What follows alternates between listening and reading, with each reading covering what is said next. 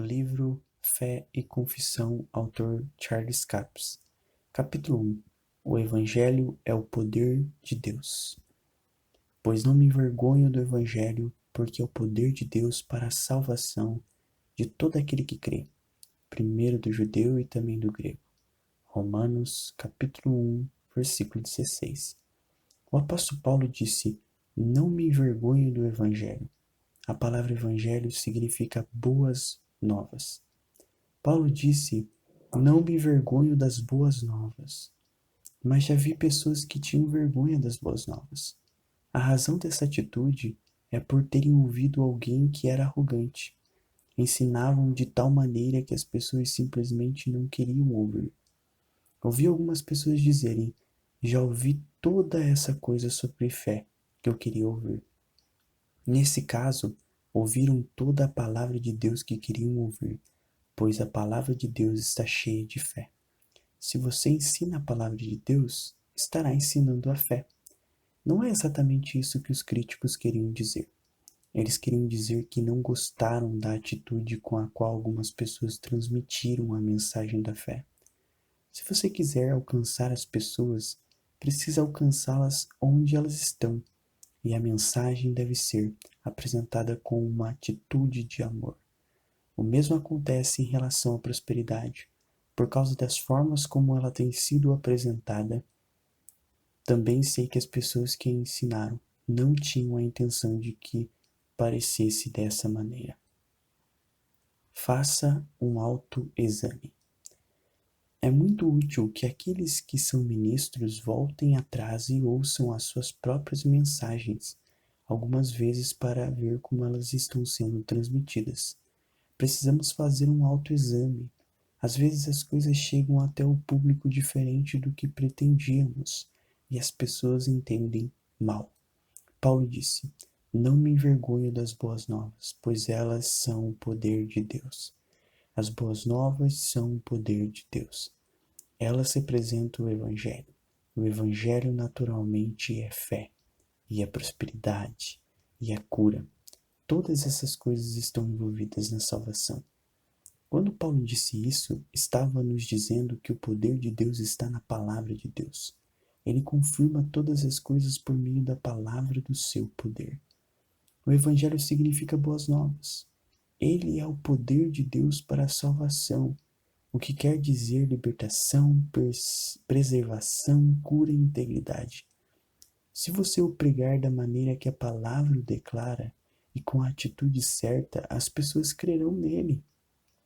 Mas você pode afastar as pessoas dizendo as coisas da maneira errada. Não use a Bíblia para bater na cabeça das pessoas. Certamente elas estão presas à tradição religiosa. Você também estava antes de ouvir a palavra pela primeira vez. Todos nós estávamos. Estávamos todos no mesmo barco. Seja correto de acordo com a Bíblia e também na atitude. Todas as vezes que você ensina alguma coisa com uma atitude de superioridade, as pessoas não a querem receber, mesmo que você esteja biblicamente correto, está adotando a atitude errada. Quem fala com equilíbrio promove a instrução. Provérbios capítulo 16, versículo 21.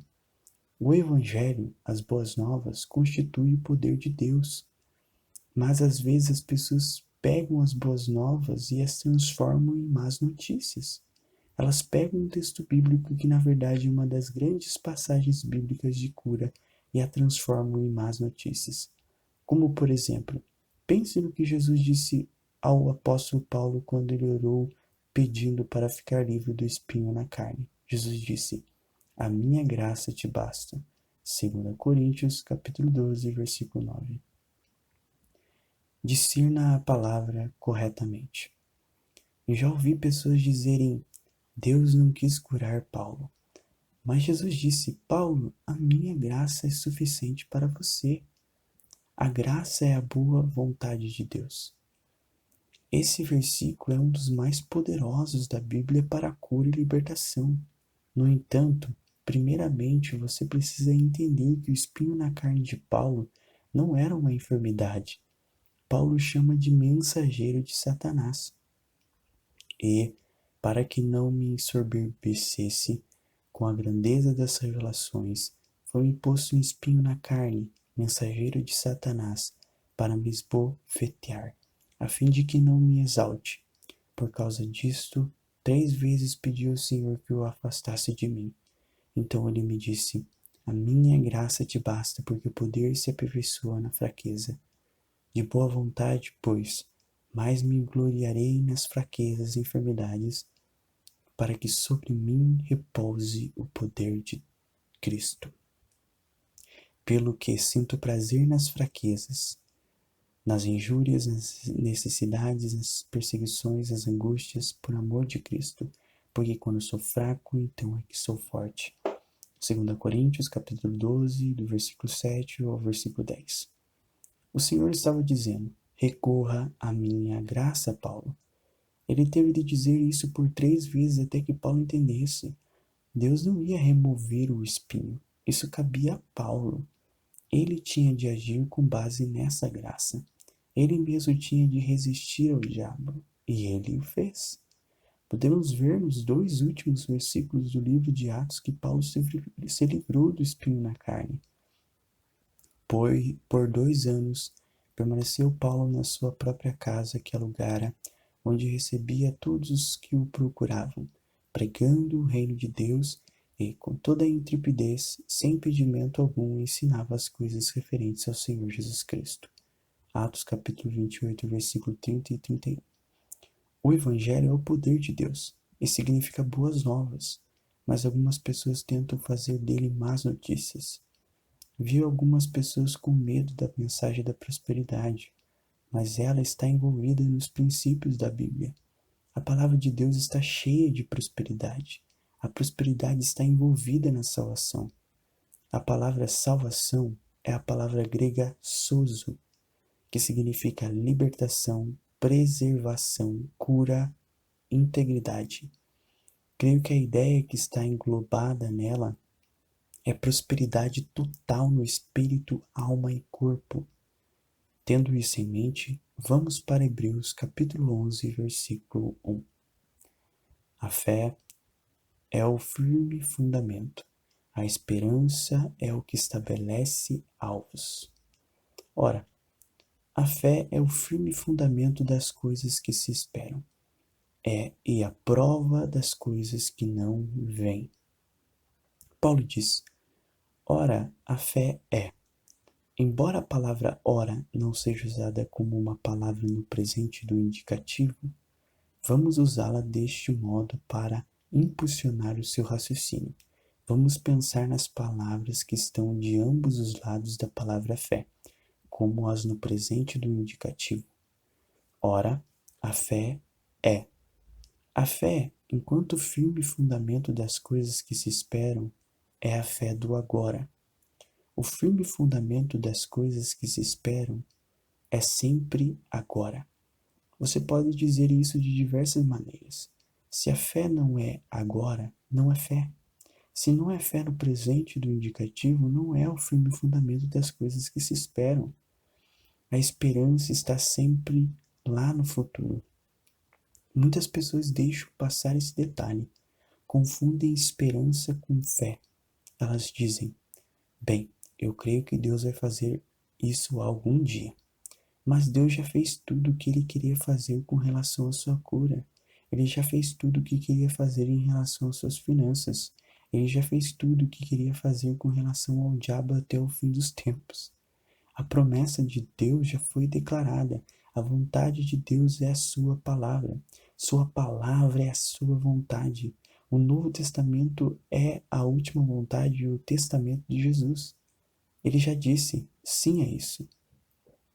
Não se trata do que ele vai fazer em algum dia. Trata-se de nós recebermos o que ele já fez. Deus poderia ter criado o mundo da maneira que quisesse. Ele poderia ter criado essa terra e dito: vamos ter um mundo de acordo com a vontade. Quando você se levantar de manhã, o que você sentir vontade é assim que será. Mas ele não fez um mundo assim. A lei da fé. A fé é uma lei. é uma lei de Deus. O apóstolo Paulo fala sobre isso em Romanos capítulo 3. Onde, pois, a jactância foi de todo excluída. Porque lei das obras? Não, pelo contrário, pela lei da fé. Romanos capítulo 3, versículo 27. Paulo estava se referindo a receber Jesus pela fé e entrar nas provisões pela fé.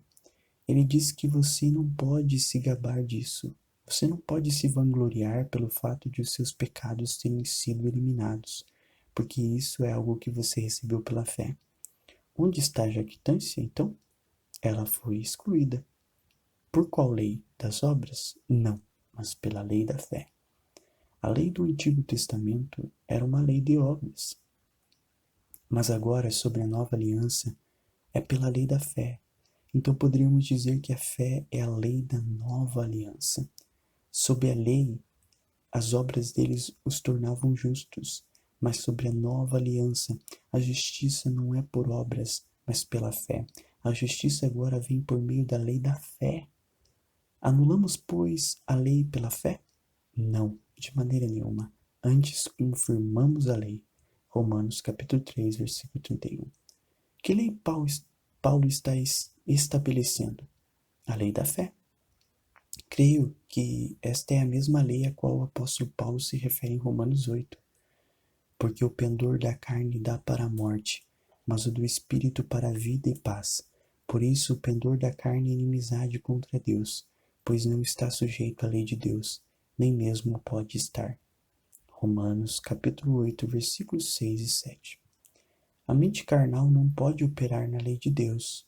Creio que a lei de Deus a qual ele está se referindo é a lei da fé. Ela é como a lei da gravidade de Deus. Ela funciona, quer você creia nela ou não. Ela ainda funciona. A lei da gravidade opera o tempo todo. A lei da fé de Deus opera e opera o tempo todo. O problema é que algumas pessoas não a colocam em operação. A lei da gravidade é obrigatória. Essa lei da fé é opcional, mas Deus nos diz como operá-la. Ela atuará sempre que for aplicada corretamente. Não atuará quando deixarmos de operá-la do jeito de Deus. A fé no coração. Observe que em Romanos, capítulo 8, versículo 7, a mente carnal é inimizade contra Deus, e não está sujeita à lei de Deus, e na verdade nem pode estar. A mente carnal não pode operar na lei da fé do Senhor. A fé opera no coração. Precisamos entender que a fé é uma força espiritual. Opera no coração do homem, não opera na mente. A concordância mental opera na mente. Alguns a confundem com a fé. Mas concordância mental não é fé. A concordância mental que opera na mente diz: sim, isso está na Bíblia. Mas as pessoas realmente não acreditam nisso. Se está somente na mente, a pessoa, na verdade, não acredita nisso. A concordância mental diz: sim, isso é verdade porque está na Bíblia. Mas isso é verdade na sua vida? Bem, não, isso realmente não é verdade em mim. Então ainda não está no seu espírito. Se você tem a fé do Senhor Deus em você, ela produzirá a realidade disso, mas precisa estar no espírito, coração. A fé não opera na mente. É aí que muitas pessoas têm problemas. Elas tentam operar a fé na mente. Pensam que tudo o que têm a fazer é falar. Dizem, Marcos capítulo 11, versículo 23 diz que posso ter o que eu disser, então vou simplesmente começar a dizer todas as coisas que quero. Eis um exemplo.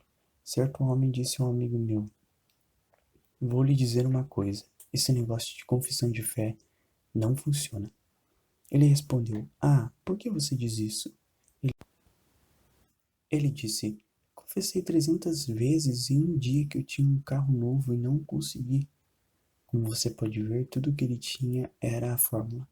Ele pensou que era simplesmente uma fórmula mágica ou algo assim. Ele tinha a ideia de que se simplesmente falasse, o carro apareceria automaticamente na sua garagem. Não, Não é assim que funciona. Esta não é a aplicação da fé bíblica. Tudo o que ele tinha era a fórmula. Ele não compreendeu o princípio. A fé vai operar, mas precisa ser desenvolvida. Eis algo que muitos nunca entenderam. Só porque você acredita que o versículo está na Bíblia, não significa que a promessa vai ser verdadeira na sua vida. Você precisa desenvolver fé em relação a essa promessa. Mais uma vez, apenas encontrar alguma coisa na Bíblia não significa que você tenha fé para acreditar nela. Apenas dizer creio na palavra de Deus não faz com que elas se realizem na sua vida. A fé é o firme fundamento das coisas que se esperam. Você espera que essa promessa se torne realidade para você. Todos nós esperamos que as promessas da palavra de Deus se tornem realidade na nossa vida, como a cura, a prosperidade financeira e os dons espirituais. Mas a esperança não fará com que a promessa se manifeste. Ainda assim, a esperança é indispensável, pois sem esperança você não terá nada para dar à fé um firme fundamento. As pessoas entram em uma fila de oração esperando serem curadas, mas a esperança não irá curá-las, porque não existe um firme fundamento de cura na esperança. No entanto, se elas não tivessem esperança, não iriam receber oração. Muitas perdem a esperança e depois não têm nada para dar à fé um firme fundamento. Desistem muito depressa. Desenvolver-se, isso requer tempo. Tenho pilotado aviões por mais de 30 anos, mas eu não acordei um dia de manhã e disse, creio nos aviões. Acho que posso pilotar um. Tive de aprender a ser um piloto. Não saí um dia de manhã e disse, bem, creio que os aviões vão voar. Creio que posso pilotar um. Eu tive de me desenvolver. Tive de aprender a pilotar um avião. Passei pelo processo da tentativa e do erro. E cometi alguns erros. Mas eu tinha um instrutor comigo. Ele me ajudou.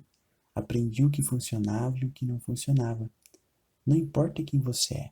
Quando começar a desenvolver a sua fé, terá de crescer e se desenvolver. Você começa onde está na fé e se desenvolve a partir daí. Você se desenvolve na fé durante algum tempo. Aprenderá o que funciona e o que não funciona. Aprenderá o que irá reduzir a sua fé e o que a fará funcionar mais depressa. A fé vem. Não existem muitos atalhos.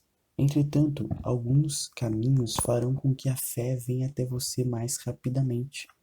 Se você usá-los adequadamente, essa força espiritual dentro de você será edificada mais rapidamente. Por exemplo, se você declarar a palavra de Deus com a sua boca, a fé virá mais depressa. Lembre-se de que Paulo disse, a fé é pelo ouvir e ouvir pela palavra de Cristo. Romanos capítulo 10, versículo 17. O Espírito Santo, por meio de Paulo, está falando sobre a fé em Deus e na sua palavra. Ele diz que a fé vem ao ouvir a palavra de Deus. Ora, sendo isto verdade, ela precisa ser falada para ser ouvida. Você não pode ouvir algo que não é falado. Estou convencido de que o apóstolo Paulo está se referindo a você ouvir a sua própria voz e ouvir a si mesmo repetindo o que Deus disse. Você tem mais fé no que você diz do que no que qualquer outra pessoa diga. É assim que Deus o criou. Em Hebreus, capítulo 11, versículo 1, diz que a fé é o firme fundamento das coisas que se esperam. A fé é a prova das coisas que não se veem.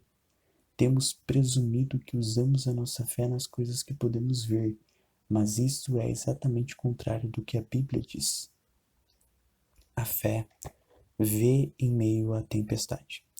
Você já ouviu o velho ditado que diz que ver é crer?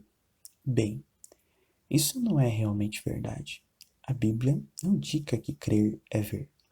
Alguém pode dizer, bem, o ancião fulano de tal simplesmente tinha uma fé cega. Mas a verdadeira fé nunca é cega. A fé sempre sabe, a fé sempre vê. A fé é capaz de olhar para a tempestade e ver os resultados finais. A fé sempre irá declarar os resultados finais, em vez de declarar o que existe no presente.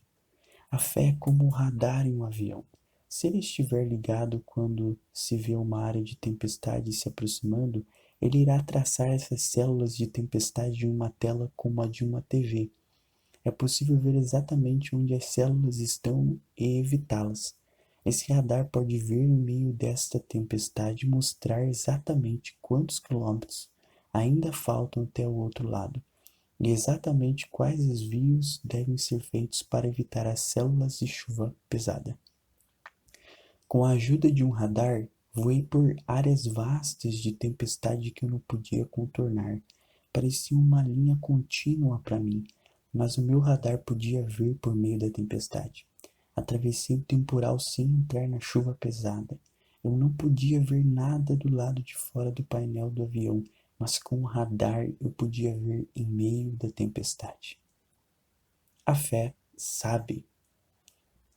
É isso que a fé faz. E a fé não é cega. A fé sempre vê e a fé sempre sabe. O que algumas pessoas chamam de fé cega é presunção, e a presunção é cega. O que algumas pessoas chamam de fé absolutamente não é fé, é tolice. Elas simplesmente supõem que algo acontecerá não porque têm fé na palavra de Deus, mas por causa do que aconteceu com outra pessoa. Tem gente que fez coisas agindo com o que elas pensavam ser fé, porque outra pessoa fez o mesmo. Bem, o irmão fulano de tal deu o carro dele e recebeu um carro novo. Vou dar o meu carro também. Sim, e você pode andar a pé por 10 meses. Nunca baseie sua fé no que outra pessoa fez. Não baseie o que você está fazendo na fé de outra pessoa. Haja com base na palavra de Deus e não nos atos de outra pessoa. Você precisa ouvir de Deus. Deus pode ter dito ao irmão fulano de tal para fazer o que ele fez, mas ele lhe disse para fazer isso? Quando você verificar algumas dessas coisas, descobrirá que é por isso que muitas pessoas passam pelo que chamamos de fracassos da fé. Aquilo absolutamente não era fé. Elas simplesmente fizeram aquilo porque outra pessoa havia feito o mesmo, ou porque outra pessoa foi abençoada. Como pode ver, quando você faz as coisas por causa da palavra de Deus, isso faz toda a diferença.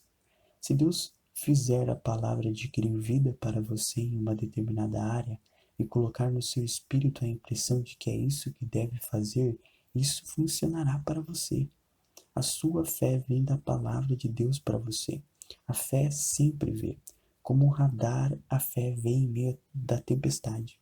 Ela sabe quais serão os resultados finais. Crer é ver por meio da fé. A fé é o fundamento das coisas. Algumas pessoas ficam irritadas quando você começa a falar sobre coisas. Elas dizem: bem, você está apenas ensinando as pessoas a conseguirem coisas. Mas Deus tem muito a dizer sobre coisas, principalmente sobre as coisas que Ele nos deu. Olha o que diz em 2 Pedro capítulo 1:3. Visto como, pelo seu divino poder, nos têm sido doadas todas as coisas que conduzem à vida e à piedade, pelo conhecimento completo daquele que nos chamou para a sua própria glória e virtude. Não deixe nada sem ser dito. Você nunca imaginaria que as pessoas pudessem ser tão tolas assim, mas um homem disse: bem, a Bíblia diz que Deus nos deu todas as coisas. Então estou apenas pegando o que é meu. Não estou realmente roubando. Estou apenas pegando o que é meu. Paulo disse: tudo é vosso. Então, se todas as coisas são minhas, vou simplesmente pegar o que quiser. Não tenho de pagar por essas coisas. Ora, você fica intrigado com esse tipo de pessoa. Não deveríamos ter de dizer essas coisas, mas não resta outro jeito. Se você vai entrar para o ministério, terá de lidar com algumas pessoas que pensam assim. Às vezes presumimos que as pessoas estão entendendo o que estamos dizendo, mas nunca suponha nada. Você precisa incluir cada detalhe. Diga isso de tantas maneiras que não exista a possibilidade de alguém deixar de entender. Cubra todas as áreas e repita o que você abordou. Não deixe nada sem ser dito. A fé é o firme fundamento das coisas. Ela é a prova das coisas que não se veem. Você usa sua fé em alguma coisa que não vê? Deixe-me lhe dar uma ilustração simples. Vamos usar um plástico transparente como exemplo. A pessoa que o produziu não o criou. Ele foi feito de látex, ou de petróleo e de outras substâncias. Bem, o plástico existe. Ele está na dimensão natural, podemos vê-lo. Ele é transparente de modo que às vezes é difícil vê-lo, mas ele está na dimensão natural. Não preciso usar minha fé para acreditar que ele está ali. Posso olhar para o outro lado e ainda assim tocá-lo. Quando bato nele, posso ouvir isso. Pela dimensão dos 5 sentidos, sei que ele está ali. Não há necessidade de usar minha fé para acreditar que ele está ali. Por que eu iria querer usar minha fé quando posso vê-lo? Ele está na dimensão natural. Sei que ele está ali. Você sabe que ele está ali. Todos os que vêm sabem que ele está ali. Não há necessidade de usar a fé em relação a ele. Deus não negocia a crédito. Você usa a fé em coisas que não podem ver, em coisas que não são manifestadas. Mas alguém pode dizer: vou acreditar quando eu puder ver. Mas Deus não negocia a crédito. Você precisa crer primeiro. Você precisa pagar à vista, antecipadamente para conseguir as coisas com Deus. Você precisa crer antes de ver com os olhos naturais. Isso é fé. A fé é o título de propriedade. Em outras palavras, a fé tem o mesmo valor da coisa que se espera. Fé é ver no Espírito que a palavra prometeu, quando isso ainda não se manifestou na dimensão natural. Por isso vos digo que tudo quanto em oração pedirdes, crede que recebestes, e será assim convosco. Marcos capítulo 11, versículo 24. Quando Jesus fala recebestes, a que está se referindo? As coisas pelas quais você orou. As coisas pelas quais você orou são as coisas que você crê que recebe. Se você orou a palavra de Deus, isso aumentará a sua fé. Se você orar as palavras do diabo, ou se você orar pelo problema, isso diminuirá a sua fé e fará com que o medo surja. Se quisermos agir com base na lei da fé, temos de crer em algumas coisas que não podemos ver na dimensão natural. A melhor maneira de ter a imagem dentro de você das coisas que você espera é com as suas próprias palavras. Você precisa dizer a palavra de fé. Você precisa dizer palavras de fé. Você precisa declarar a palavra da promessa. Deus nos deu todas as coisas que conduzem à vida e à piedade. 2 Pedro capítulo 1, versículo 3. Não se trata de Deus fazer alguma coisa a respeito. Muitas vezes dissemos que acreditamos que Deus vai fazer alguma coisa, referindo-nos a uma promessa. Mas essa não é realmente a maneira certa de dizer isso, pois Deus não vai fazer nada. Deus já fez. Precisamos adquirir o fundamento que irá gerar a manifestação dessas coisas. Deus nos deu o poder da fé e a capacidade criativa na sua palavra. A sua palavra é cheia de fé. A fé é suficiente em todas as promessas de Deus para fazer com que elas se tornem realidade na nossa vida e na de cada pessoa na face da terra. É por isso que Paulo disse que o Evangelho é o poder de Deus. Ele significa boas novas, é o poder de Deus, e quando você adquire seu conhecimento, você adquire a fé. A evidência, então, é a fé, e a fé fica no lugar da coisa prometida até que ela apareça. Quando ela aparece, você não precisa mais da fé. Você tem a realidade dela. Ela está na dimensão natural. Mas até que ela se manifeste, a fé é a única evidência que você tem. Lembre-se de que estamos falando sobre o tipo de fé do Senhor Deus. Ela não tem a ver com nada, ela não tem a ver com nada a não ser com a palavra de Deus. Ela tem a ver apenas com as coisas que Deus prometeu. Alguns dizem: bem, e se Deus não quiser que você tenha o que está confessando? A fé e a promessa. Deixe-me dizer isso outra vez. Essa fé a que estou me referindo não tem nada a ver com qualquer coisa diferente do que Deus prometeu. Seria errado acreditarmos em Deus para termos as coisas que Ele nos deu ou as coisas que Ele nos prometeu? Creio que ferimos o coração de Deus quando o seu povo não tira proveito das provisões que Ele nos deu. Ele traçou um caminho para nós que é por meio da fé. O apóstolo Paulo diz que a única maneira de você entrar na graça de Deus é por meio da fé. Efésios capítulo 2, versículo 8 e 9. Você não pode ser salvo de nenhuma outra maneira a não ser mediante a fé. Porque pela graça sois salvos, mediante a fé. Isso não vem de vós, é dom de Deus, não de obras, para que ninguém se glorie. Efésios capítulo 2, versículo 8 e versículo 9. Você não pode entrar em algumas coisas a não ser que o faça por meio da fé. A salvação é uma delas. Você não pode nascer de novo sem crer na palavra de Deus. A fé é o fundamento da salvação. Alguém disse: se Deus nos deu todas essas coisas, então onde estão elas? Por que não as têm? A fé é o firme fundamento delas. Pela fé, entendemos que foi o universo formado pela palavra de Deus, de maneira que o visível veio a existir das coisas que não aparecem. Hebreus, capítulo 11, versículo 3. Os mundos foram formados pela palavra de Deus. Poderíamos dizer isso assim: entendemos que foi por meio da fé que o universo foi formado pela palavra de Deus. É assim que Deus formou o mundo, foi por meio da sua palavra, das palavras que ele disse. Ele disse palavras que trouxeram a existência e a criação.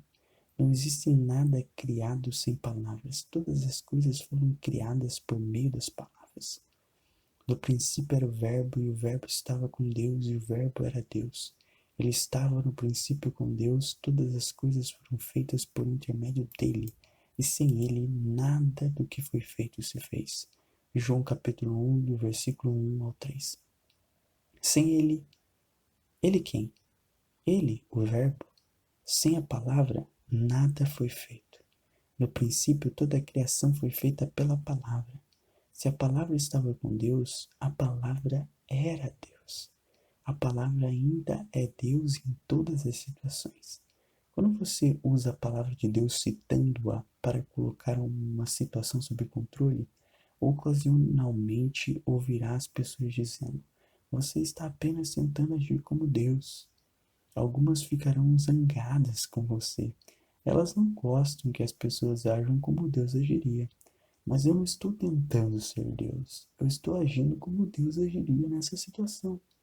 Simplesmente digo o que Deus diz sobre as coisas, independentemente da circunstância.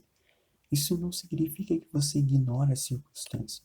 Estou fazendo algo com relação à circunstância. Vamos falar sobre isso em alguns capítulos mais adiante, quando poderemos entrar em maiores detalhes acerca do assunto. Como você pode ver, a fé é a prova das coisas que não se veem. Deus não viu o mundo quando ele disse isso, a não ser pelos olhos da fé.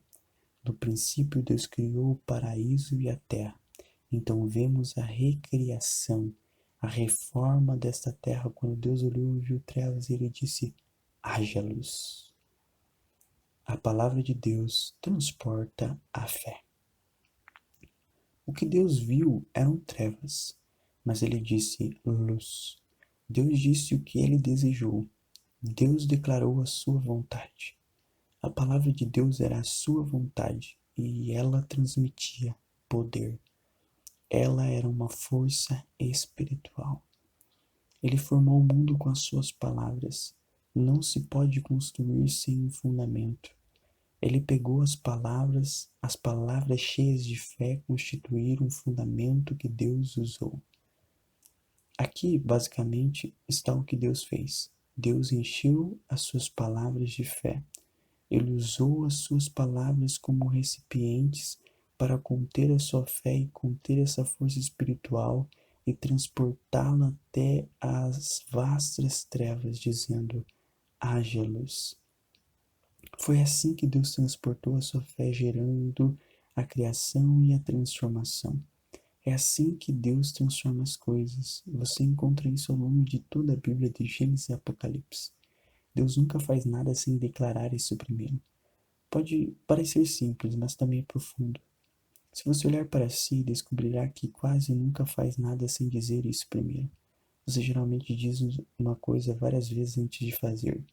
É assim que fomos criados. Fomos criados à imagem e semelhança de Deus. A fé é a capacidade de conceber as palavras de Deus no nosso coração. Isso traz ao nosso ser espiritual, ao nosso coração, uma força espiritual maior que a nossa circunstância. Podemos pegar essa fé que vem da palavra de Deus, encher nossas palavras com ela e usar essas palavras como recipientes para transportar a nossa fé para nossas situações, para as circunstâncias da vida e transformar essas circunstâncias. Essas são as boas novas. Esse é o poder de Deus. O Evangelho representa boas novas. Ele é o poder de Deus para a libertação, preservação, cura e integridade. Estamos falando sobre usar a fé de Deus. Estamos falando sobre usar o poder que está na palavra de Deus para fazer com que vivamos vitoriosamente nessa vida. Não estamos dispostos a obter algo que Deus não quer que tenhamos, como alguns querem sugerir, mas estamos dispostos a receber o que Deus nos prometeu na sua palavra e a obter essas coisas pelo método de Deus. E o método de Deus é por meio da fé.